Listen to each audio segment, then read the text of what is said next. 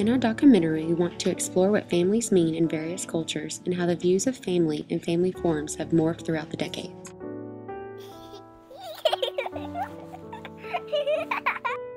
Alright, family is togetherness.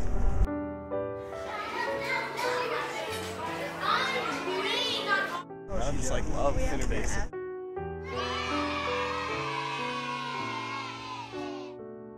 Comfort.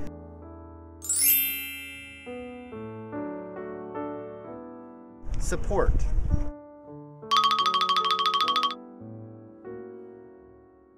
Auburn. Yeah, that's the best War answer. Eagles.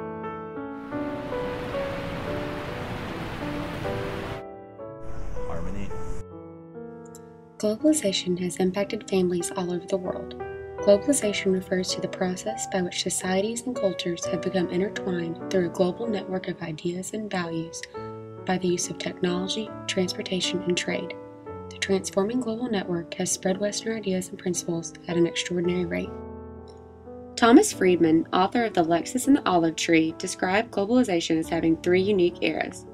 Globalization 1.0 occurred between the years of 1492 and 1800, when the Old World was expanding markets and acquiring riches primarily by discovering the New World. Globalization 2.0, according to Friedman, lasted from about 1800 to the year 2000, the era when the world continued to shrink, when multinational companies went increasingly global for markets and labor, and when technological innovations continued to reduce the cost of transportation, communication, and production. Around the year 2000, Communication 3.0 began. What is particularly special about this modern stage is the empowerment of the individual, which was made possible primarily by the use of the internet. As a result, the views and morals of families worldwide continue to modify from traditional ways of thinking to a more modern way of thinking.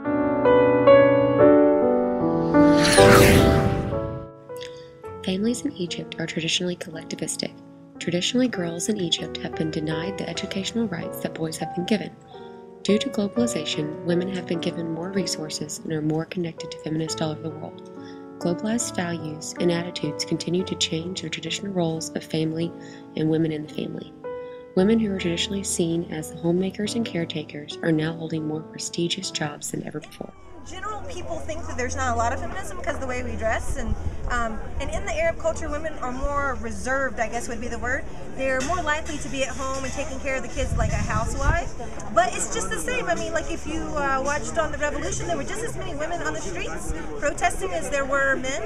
It's not required for women to stay at home or anything, do whatever they want. It's just in the culture, it's just a traditional thing. Women tend to stay at home more, but we work. Our pharmacists is like, you know, it's like we work, we go to school and everything. We wear like the regular clothes. It's like gonna find girls wearing like you guys, like. The views of family in the Anglophone Caribbean have altered dramatically due to globalization.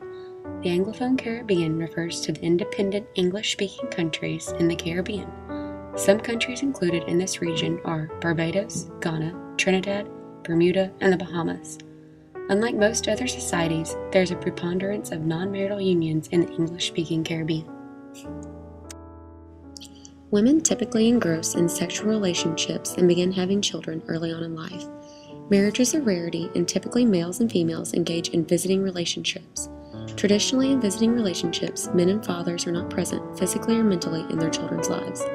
Due to the low marital rates and the high number of out-of-wedlock births, the Christian Church paired with companies such as Shell Oil to globalize their views on marriage and family. In the 1960s, the Christian Church took punitive measures against unmarried mothers and their children, labeling them the children of darkness. Shell Oil became key to the globalization of westernized views in this region. They actively approached unmarried men to discuss their moral duties.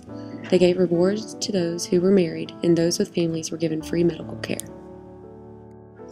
Since the globalization of family has taken place, the English-speaking Caribbean has higher child abuse and neglect rates, a suicide rate 10 times higher than the United States, higher rates of teenage delinquency, and higher alcohol use of all age groups.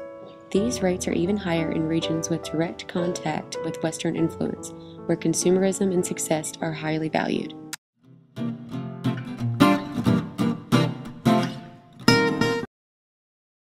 In conclusion, families come in an assortment of shapes, colors, and sizes. As seen by our examples, family roles have changed over the years to accommodate a more westernized way of thinking. Globalization will continue to alter family life all over the world as time goes on. Thank you for watching our documentary, and we hope you enjoyed it.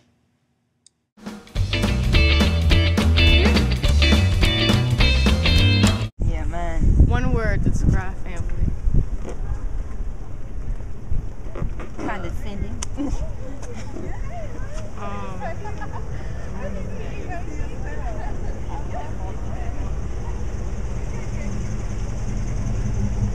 Shoot, that's hard. Altercations. I don't know.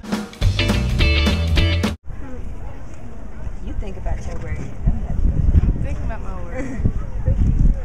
Family is.